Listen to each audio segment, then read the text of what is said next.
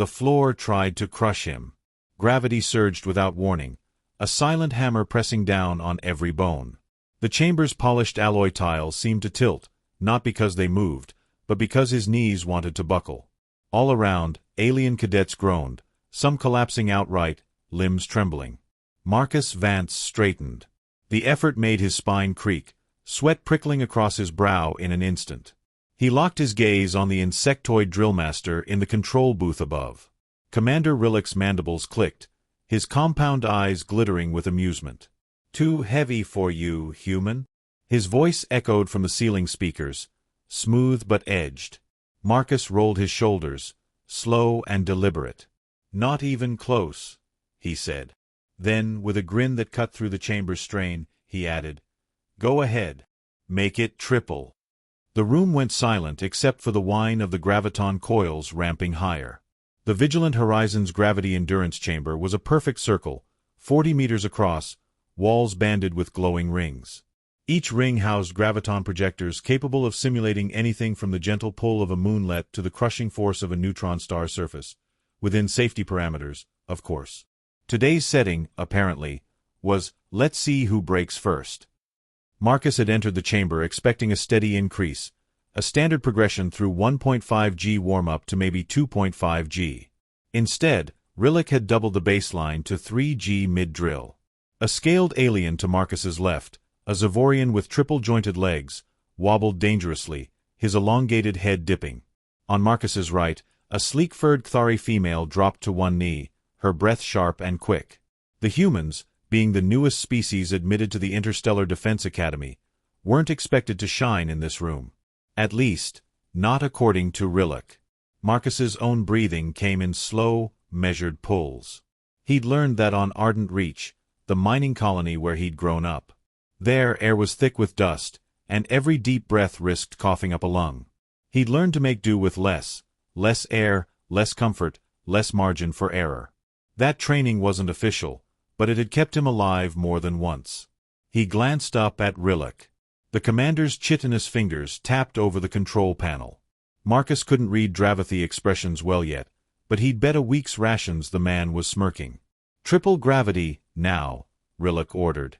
The coils groaned, and the invisible hand pressing down became a giant's fist. A dozen cadets dropped to the ground, grunting or swearing in their native tongues. A few clung to the rails lining the chamber's edges. Marcus's thighs burned instantly, calves knotting under the strain. He adjusted his stance, feet spread, knees bent, core locked. Motion became molasses, every twitch of a muscle a conscious decision. A soft voice reached him over the intercom's background hum. "You're going to tear something if you keep this up." He turned his head fractionally. The speaker was Tvrin, a slender Serati medic trainee observing from the medical alcove. Her skin shimmered faintly under the chamber lights, her eyes wide with concern. "I'm fine," Marcus said, forcing the words past the pressure in his chest. "You're not designed for this load." "Humans evolved in low gravity," she replied. Marcus smiled faintly. "We adapt." Time stretched. Rillick let the triple G setting linger long enough for muscles to tremble uncontrollably. Marcus could feel the weight settling into his bones, making him heavier in a way that wasn't just physical. Finally, the commander cut the field back to baseline. Relief came in a rush, like being shot upward after hours underwater. Marcus took one long breath, then another, resisting the urge to slump forward. Showing weakness now would give Rillick exactly what he wanted. The drill master descended from the control booth, his 6 limbs moving in perfect coordination. Up close, Rillick towered over even the tallest cadet. The faint clack of his armored feet on the alloy floor was the only sound in the chamber. "You stood longer than I expected," Rillick said. "Perhaps humans are less fragile than their physiology suggests." His tone made it clear that this was no compliment. Marcus met his gaze. "Or maybe your expectations are too low." A ripple went through the watching cadets. Few spoke to Rillick like that and kept their training slots. The commander turned without another word, ascending back to the booth. "Reset. One more set before dismissal." Marcus took his place again, his muscles still humming from the triple G trial. The others eyed him differently now, not with open admiration yet, but with curiosity. He'd stayed on his feet when species evolved for high-gravity worlds had crumpled. That fact alone would spread through the cadet mess by dinner. The next drill was easier, back to a steady 2G, movement patterns mixed with sprint bursts across the chamber. Marcus found his rhythm, leaning into each stride, letting the familiar burn settle deep in his legs. When the session ended, sweat soaked his shirt, but he left the chamber walking tall. Trainee intercepted him at the exit. "You weren't bluffing in there," she said quietly. "Didn't see the point," Marcus replied. Her head tilted in that precise Sarah-T way. "Rilek isn't going to let this go."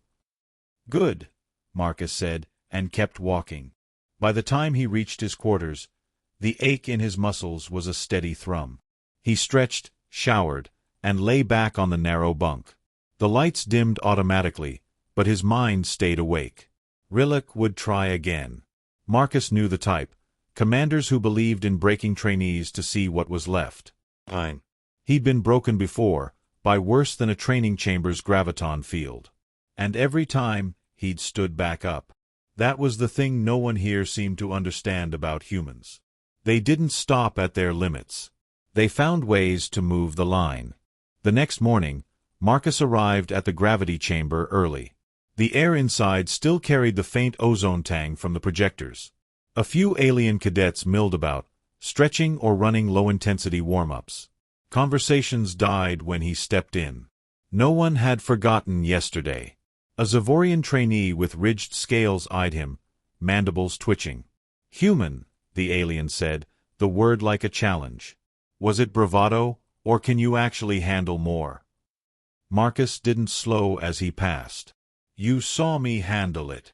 By the time Commander Rilek emerged from the upper entrance, the chamber's atmosphere felt charged. The drillmaster's compound eyes swept over the group before focusing on Marcus. "Today, we separate endurance from luck," Rilek said. "Prepare for the sustained load trial." The lights dimmed to combat-level brightness, the glow strips on the walls pulsing with each gravity shift. A deep hum rolled through the floor, and the air seemed to thicken as the field increased. 2G, then 3, then holding steady at 4.5. Marcus felt the familiar pull immediately, muscles tightening, heart working harder. His breaths were slow and deep, each one timed with his stance adjustments. Across the chamber, the Cthari female who had fallen yesterday lasted longer this time but still sank to one knee. The Zavorian swayed but stayed upright, tail lashing in frustration. Rilek's voice carried from the booth. "Hold position. No supports. No movement unless you fall."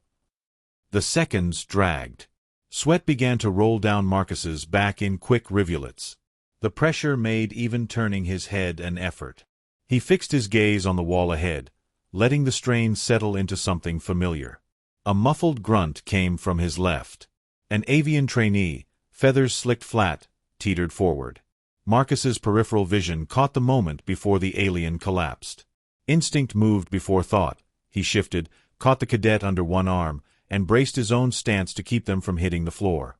The added weight was punishing. Every muscle in his torso screamed at once. "Release them, human," Rilek ordered. "Standing's part of the drill, right?"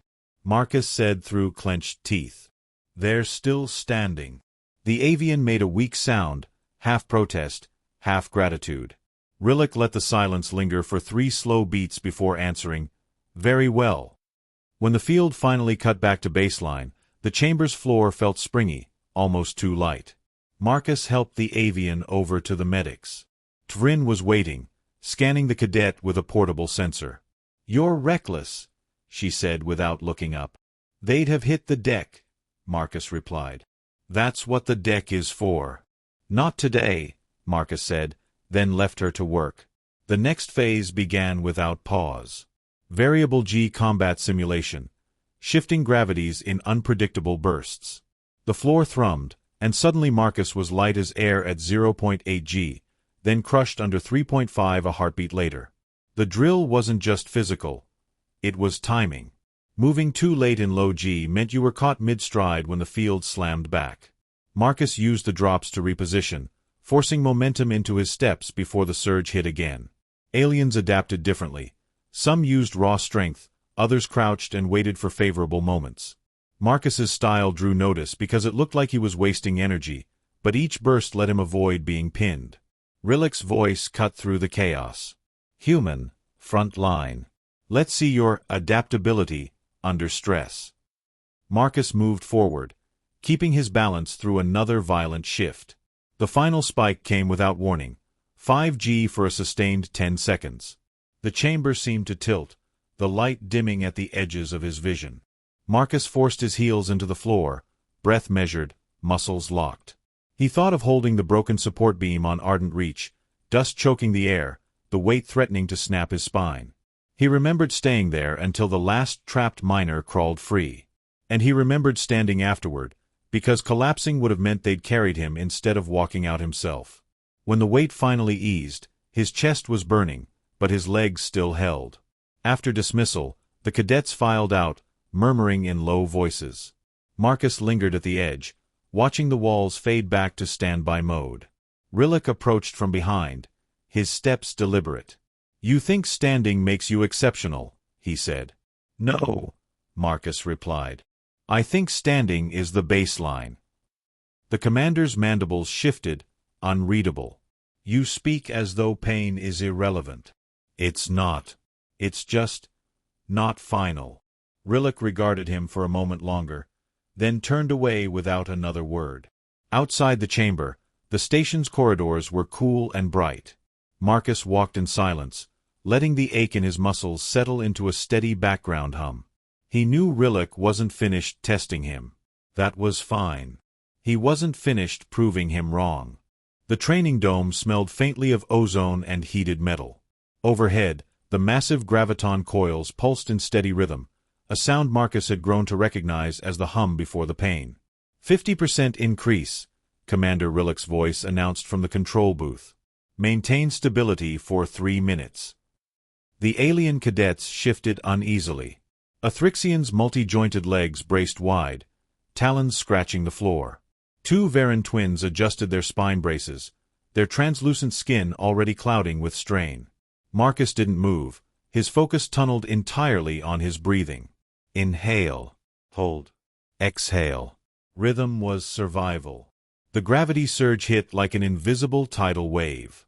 His knees dipped, but his core locked, and he forced his body upright against the crushing weight. The air seemed thicker, the lights dimmer. Somewhere to his right, a trainee collapsed with a choked gasp, armor clattering against the floor. Rillick's mandibles clicked softly in the booth. "Human, you are at 2.5 standard gravities. Impressive. But perhaps this is your limit." Marcus spat a bead of sweat from his lip. "Limits are a suggestion." The Varan twins shot him incredulous looks. The smaller one muttered, "He's going to rupture something." Marcus ignored them. He wasn't here to impress them. He was here to prove that Earth's recruits weren't fragile imports. Every cadet in this program was evaluated not just for skill, but for species viability in frontline deployment. Failure meant reassignment to logistics. Another wave of force rolled through the dome, heavier now, nearly 2.7 gravities. The floor's micro-textured plating dug into his boots. His calves burned, his spine screamed, but Marcus kept his head high, eyes locked on the control booth. "You're holding," Rillick observed. "But can you move?" The floor section under Marcus lit with a ring of green. A moving path projection shimmered to life, snaking across the dome. The exercise was clear. Follow the path without falling. Athryxian stumbled 2 meters in, legs tangling. A Lurvi, whose species evolved in deep ocean pressures, managed better but still faltered on turns. Marcus moved slow but steady, knees bent, steps deliberate. The path angled sharply, forcing a pivot that nearly sent him sprawling. He caught himself, teeth clenched. The burn in his thighs became a wildfire, but he pressed forward. Each step was a declaration. By the time the final light in the path dimmed, half the cadets were down. Marcus stood alone at the end point, sweat streaming, chest heaving. Rillick's voice carried a rare, almost grudging note of approval. "Noted. Increase to triple." Gasps rippled through the remaining trainees. One of the Varans whispered, That's lethal. The surge came without countdown. Every joint in Marcus's body felt like it was being ground between steel plates. His vision tunneled, black edging in at the corners. His ribs strained against his lungs, each breath a fight. He locked his mind on a single thought. One more second. Then another. Then another. When the timer hit 30 seconds, Rillick cut the field. The sudden lightness was almost nauseating. Marcus staggered but stayed upright. The dome went silent. Then the Varan twins approached. The smaller one said, "You're insane." The taller added, "Or you just proved something no one here wanted to admit." Marcus didn't answer.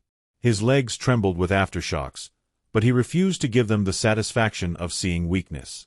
From the booth, Rillick's compound eyes glinted. "Human, tomorrow, we begin endurance trials. Do not be late." Marcus gave the faintest nod, already knowing this was only the midpoint. The real test hadn't even started. The endurance chamber was nothing like the gravity dome. No open space, no visible controls, just a seamless circular cell with walls that shimmered faintly, as though the metal skin itself was alive. The air carried a strange metallic tang, heavy and dry. Marcus stepped inside, scanning for hidden emitters. The only sound came from a steady mechanical pulse somewhere deep behind the walls. The floor vibrated faintly beneath his boots. Commander Rillick's voice crackled from an unseen speaker. "Objective: remain operational for 6 hours under variable gravitic stress. No breaks, no assistance. Failure at any point results in dismissal." 6 hours. Marcus rolled his shoulders, centering his breathing. "Understood. Begin." The first shift came with no warning. 1.8 gravities, enough to make the muscles in his legs tighten instantly. Marcus paced the perimeter, testing the floor's traction. It wasn't slick, but every step required conscious control. 30 minutes in, the field surged past 2 gravities. Sweat beaded across his forehead. He refused to stand still. Movement kept his blood flowing, stopped his muscles from locking. His breaths grew shallow, chest expanding against invisible weight. The chamber lighting dimmed slightly. A small hatch slid open in the wall, revealing a narrow metal cylinder. Rillick's voice followed. "Hydration protocol. Retrieve it without collapse." The cylinder was placed low. He'd have to crouch. He lowered himself, quad screaming, retrieved the container, and drank. The water was cold enough to sting his throat. Then the field spiked. 2.4 gravities slammed into him like a downward punch. His knees buckled before he forced them straight again. His heart pounded loud enough he could hear it over the hum. Hours blurred into a rhythm of strain and recovery. Sometimes the weight eased, almost merciful. Other times it jumped so suddenly he staggered forward, catching himself on the wall. There was no pattern. Rillick was testing adaptability as much as strength. At the 4-hour mark, his legs trembled continuously, calves locking in brief spasms. His back burned, shoulders aching from holding themselves in position against the drag of invisible chains. The voice returned. "Cognitive check. Solve." A section of the wall lit with alien glyphs arranged in a shifting sequence. Marcus had studied the basics, enough to recognize numeric patterns. The problem was focus. His vision swam, eyes struggling to hold the glowing symbols steady. He forced himself to block out the ache in his limbs, muttering the sequence under his breath.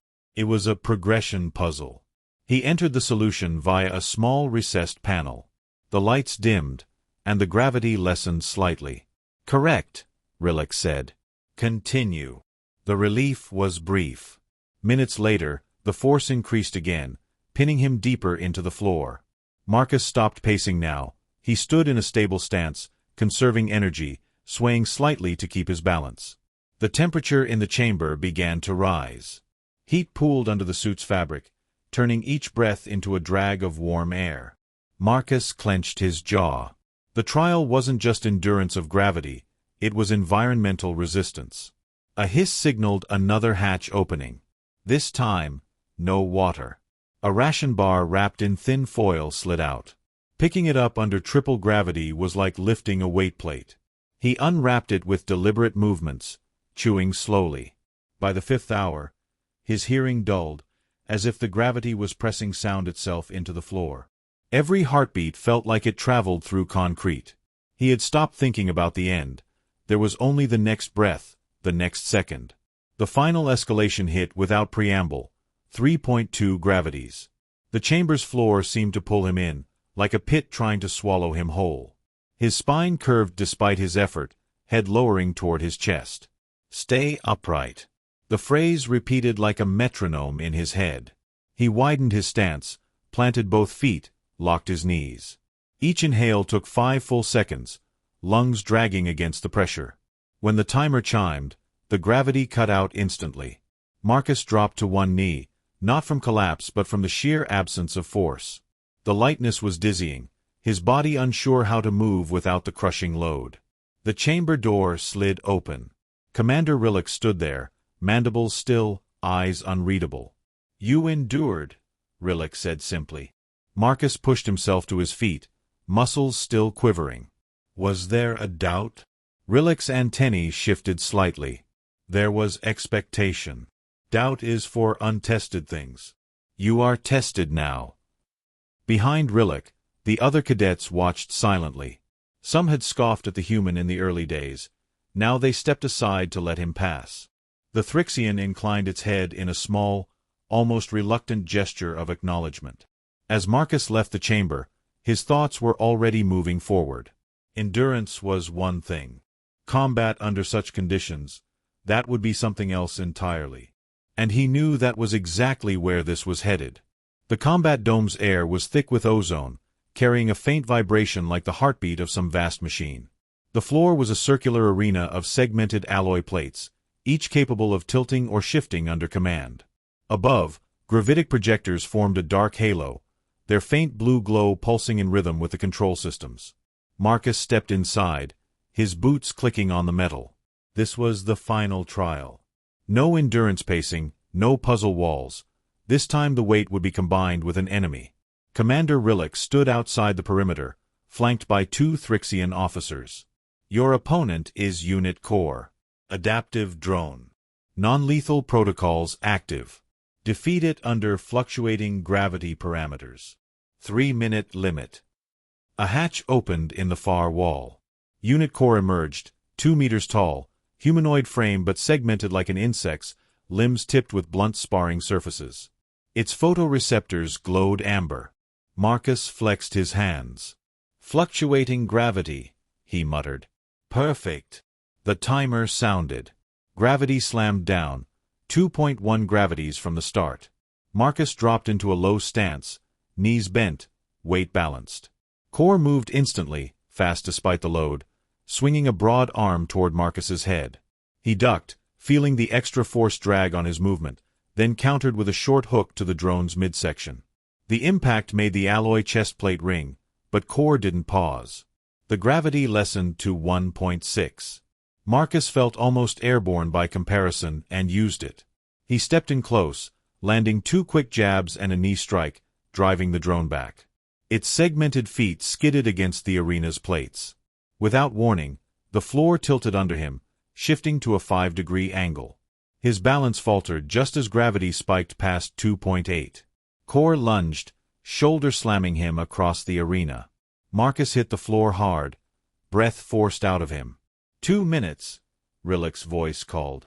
Marcus rolled to his feet, ignoring the throb in his ribs. The gravity dropped to baseline for a second, an obvious trap. He closed the distance fast, aiming for Core's head. At the last moment, gravity surged to triple. His strike slowed mid-swing, just enough for Core to catch his arm. Marcus shifted tactics instantly. Instead of resisting, he pivoted under the grip, using the pull of the gravity itself to twist and throw the drone sideways. The alloy body slammed into the arena's edge with a metallic crack. The lights above flickered, projectors recalibrating. The plates beneath him began to shift in sequence, creating uneven terrain. Gravity cycled wildly. Light, crushing, light again. Core adapted too. It advanced with measured steps, waiting for the heaviest moment to attack. Marcus read the timing.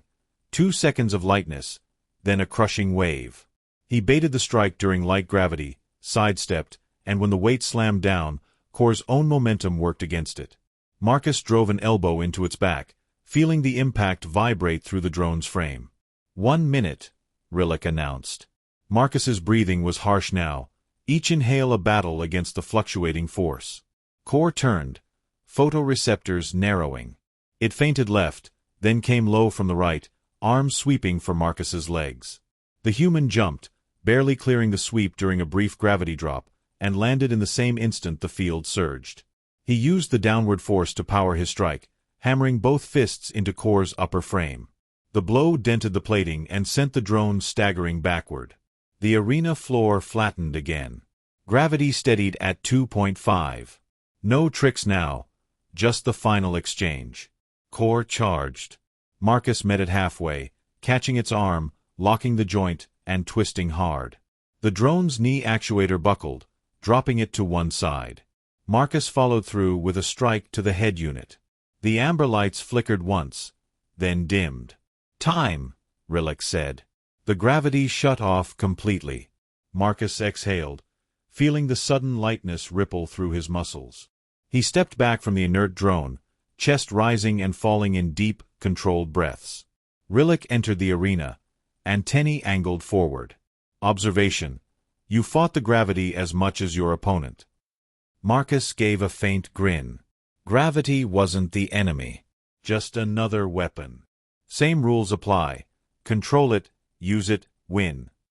The Thrixian officer beside Rillick tilted his head. Humans, adapt aggressively. Rillick's gaze stayed on Marcus. Trial complete. Cadet Marcus Kane. Designation approved for advanced unit training. Report at first cycle. The other cadets, watching from the observation deck, didn't cheer, but they no longer looked at him with dismissal. Respect, grudging but real, had taken root. As Marcus left the arena, the residual ache in his muscles felt almost welcome. The trials had been designed to break him, but instead, they had given him the exact edge he needed. And somewhere in the back of his mind, he knew this was still only the beginning.